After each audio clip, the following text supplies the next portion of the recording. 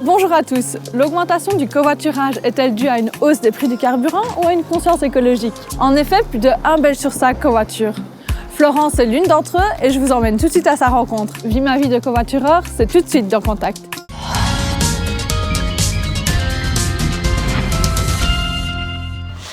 Voilà, il est 7h10, il est l'heure. Je vais partir chercher mes collègues au point de rendez-vous. Je m'appelle Florence, je travaille chez Takeda depuis 18 ans et je covoiture depuis toujours. On fait toujours un point de rendez-vous donc à tourner à 7h30. Aujourd'hui, c'est moi qui vais rouler jusqu'au boulot, c'est à mon tour. On fait un petit planning et chaque jour, c'est quelqu'un d'autre qui roule. C'est une sécurité aussi parce qu'on pourrait avoir des petits soucis. On est à 3. Je trouve qu'il n'y a rien de négatif au covoiturage, au contraire. Déjà pour la planète, il y a trop de voitures sur les routes, donc il faut penser aussi à ça. On parle, on papote, on voit pas le temps passer. C'est vraiment plus convivial. Quand il y a un imprévu, en fait, on a fait un petit groupe sur Messenger. On s'avertit en général avant 7h. Ben voilà, on est parti. Ce qui n'est pas encore le top avec le covoiturage, c'est justement les parkings de délestage. Ça, je trouve qu'il en manque.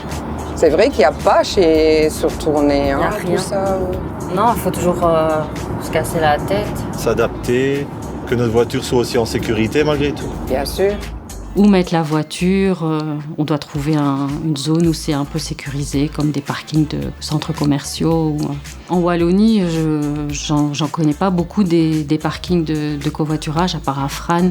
Là où travaille Florence, le covoiturage est inscrit dans la culture d'entreprise. Il passe notamment par l'agence Carpool pour aider les employés à créer des groupes de covoiturés et leur faciliter les trajets. On a aujourd'hui plus de 235 collaborateurs qui covoiturent sur un effectif total de 1200 personnes, donc c'est quand même déjà une bonne partie de l'organisation qui covoiture. Ce qui est bien, c'est qu'on travaille dans le même service, donc on arrive ensemble et on repart ensemble. Ça crée des liens entre les collègues. C'est vrai. Je trouve qu'à 3, c'est confortable. En théorie, cela a l'air simple. Mais est-ce vraiment le cas? Fanny va tenter d'y répondre. Bonjour Florence. Bonjour. Dis-moi, ça fait combien de temps que tu covoitures?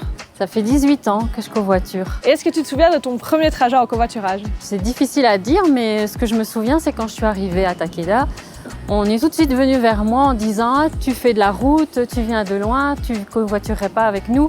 Donc je veux dire, on est venu directement vers moi pour le proposer. Qu'est-ce qui te plaît le plus dans cette manière de te déplacer? Le fait d'être à plusieurs dans la voiture, c'est économique, écologique. La route passe aussi beaucoup plus vite, quoi. On parle et on ne voit pas le temps passer. Est-ce que ça a aussi un impact sur ta fatigue?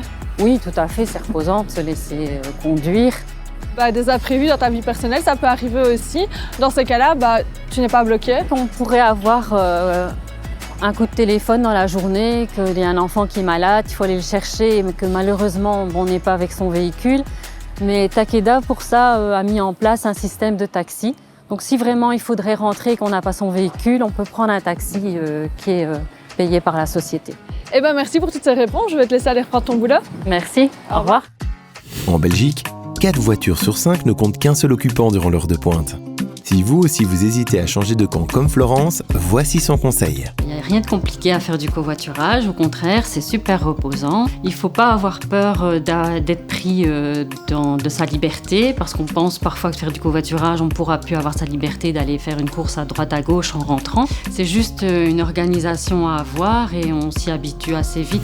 Voilà, Contact, c'est déjà terminé pour aujourd'hui. Merci d'avoir été avec nous.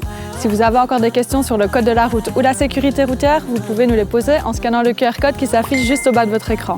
Quant à moi, je vous dis à la semaine prochaine et d'ici là, bonne route!